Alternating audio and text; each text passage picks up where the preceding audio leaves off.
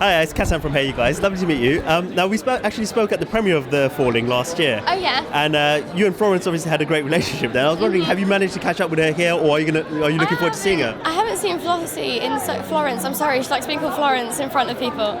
I haven't seen her in a really long time. I actually don't know when I last saw her, but we were going to try and meet up like before tonight so we can all hang, but it didn't work out, so I'm going to see her when I get inside. And I can't wait. She's so cool, and we got on so well.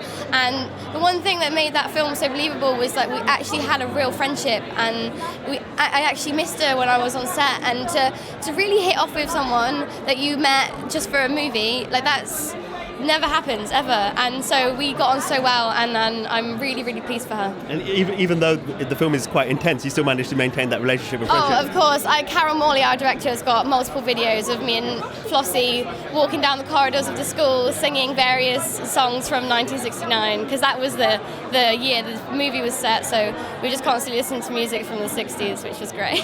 What does it feel like to be nominated this year for an award? I'm absolutely thrilled.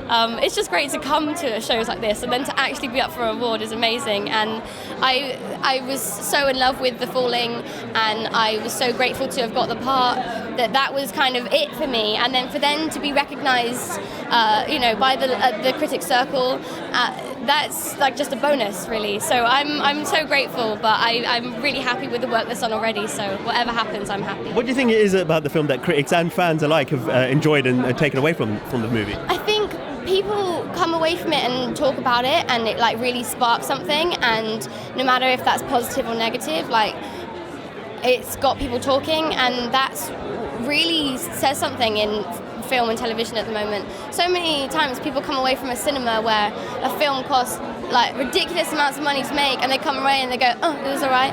And it's just like, how can that happen? And so it's so nice to be part of a movie that just caused conversation and controversy, and it's just, I think that's why it caught people's eyes and attention. So have you had a chance to make any more movies before the next series of Game of Thrones?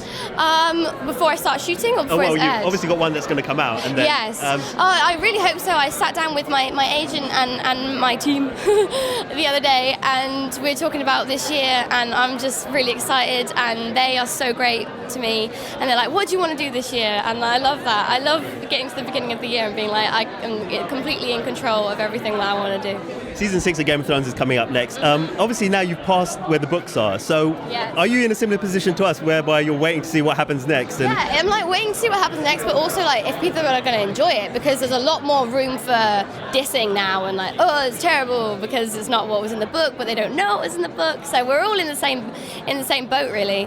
But I personally think that my story arc this year it was fun to do, and it was fun to read, and so hopefully people are going to really enjoy it.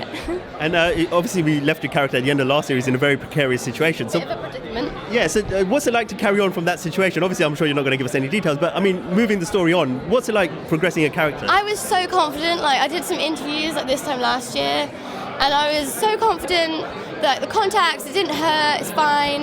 And then I got on set and destroyed my eyes, and there's a picture on my Instagram of my eyes where they're all puffy and awful, and I was such a wuss about it. It's quite bad, but it looks cool on camera, and that's really all that matters. Finally, Doctor Who as well this year, obviously proving just how much of a busy year you have had. Did you enjoy that experience? Oh, it was phenomenal. It was so great to work on another long-running TV series. So great to work with Peter and Jenna, and I'm sorry all Whovians that hate me now.